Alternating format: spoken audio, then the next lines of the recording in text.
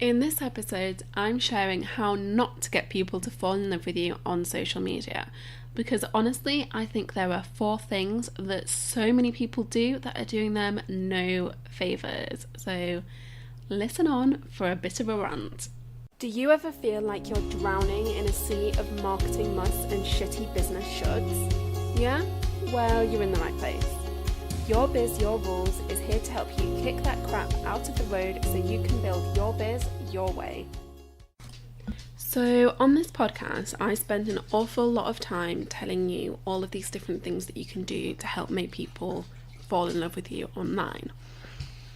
And don't get me wrong, I'm not going to deviate too far from that. But today I really want to focus in on what not to do if you want people to fall in love with you on social media. All of those things that are icky and gross and put people off, maybe without you even realising it.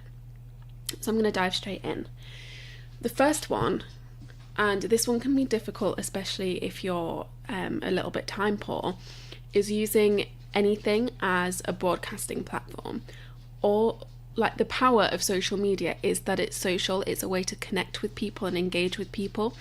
And if you are simply using it as a way to push out your own content, number one, you're not going to be getting all the benefit.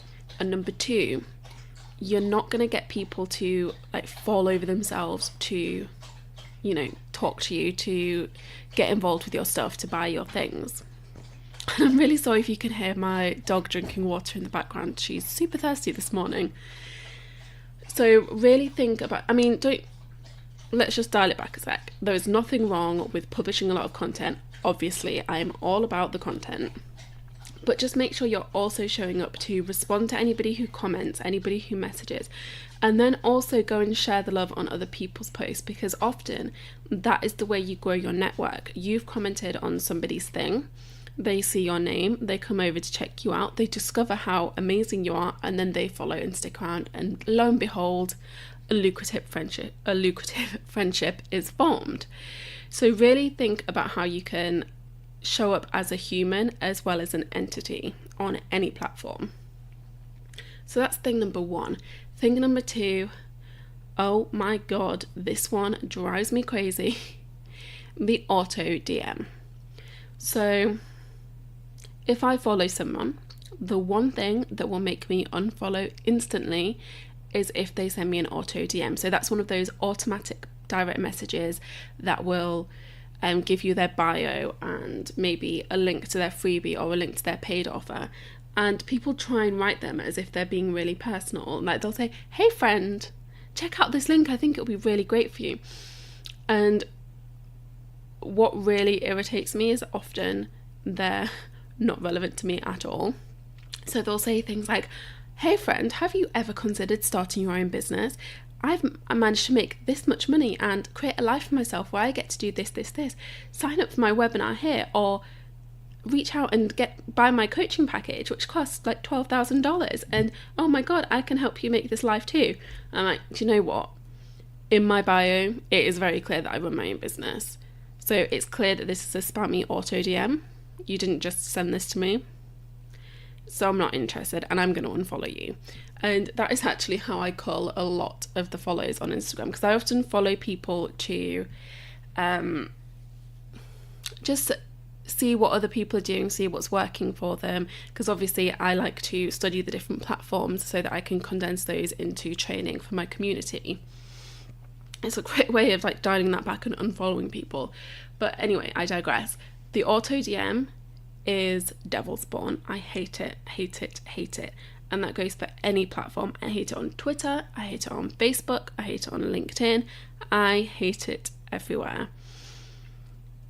And the reality is, the first time people engage with your content, that might make them follow you. They might see something that somebody else has shared.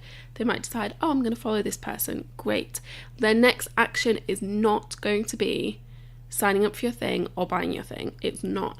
It's going to be checking out a little bit more, engaging with your free stuff before there's any investment of time, energy, money, or email addresses from them.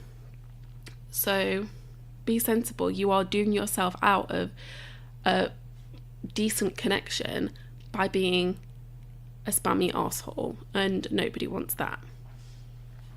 Can you tell I'm a little bit passionate about the auto DM? Not a fan. Okay, so number 3. And this is a sticky area. So promoting non-stop. And the reason it's sticky is because often people who are not promoting non-stop but just feel a little bit uncomfortable with sales think that they're trying to sell too much. And that's not what I'm talking about here. Here I'm talking more about influencers who never stop partnering with brands, and you can tell from their content that it is influenced by the relationship with this company that is paying them to create content. It doesn't feel authentic. I hate that word. It doesn't feel real. It doesn't feel like an actual human person and a human person's opinions. It feels like that person has been bought, and you know, that's not what you want. That's not what makes you trust somebody, and you will only really buy into somebody if you trust them. And then the 4th thing, and again, this is a sticky one, is bringing the negativity. And the reason I say that it's sticky is because I truly, from the bottom of my heart, believe that it is incredibly important to be honest online and to share your real opinions and to talk about the things that matter. Sometimes those things are negative, and there's nothing wrong with that. There is nothing wrong with bringing the real talk. However, what I do see a lot of is certain people being negative intentionally to get a reaction, or to quote unquote be controversial, or quote unquote put their flag in the ground, or quote unquote stand out. And that isn't a good enough reason to me. You know, I feel like you have to actually be thoughtful and have a little bit of integrity. Don't use negativity as a tool to get people to notice you. Simply consider it a side effect of a real life situation, because that's what negativity is.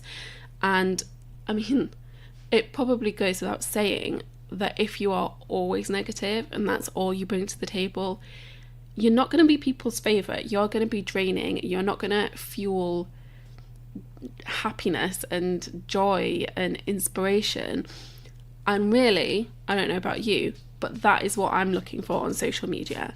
I'm not looking to feel worse. So anyway, yeah, I'm getting a bit ranty today. So in a nutshell, those are my 4 different ways to stop people from falling in love with you on social media. Number 1, using any platform as a broadcasting medium. Number 2, the auto DM. Number 3, promoting non-stop or partnering with all of the brands and not really bringing your own self to the mix. And number 4, bringing the negativity constantly. Blah. No one wants that. Nobody. And on that note, I'm going to go and maybe have a coffee, and that might get me out of this ranty bitchy mood. We'll see. Have a great day.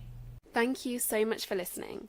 I genuinely hope that you enjoyed listening to this episode as much as I enjoyed creating it, because seriously, I love this stuff. Now, if you'd like to take it a little bit further, if you'd like to learn more from me, just have a bit of a chat, or share your thoughts on this show, then please do come find me on Instagram. My handle is @DaraCharlotte. I'll see you there.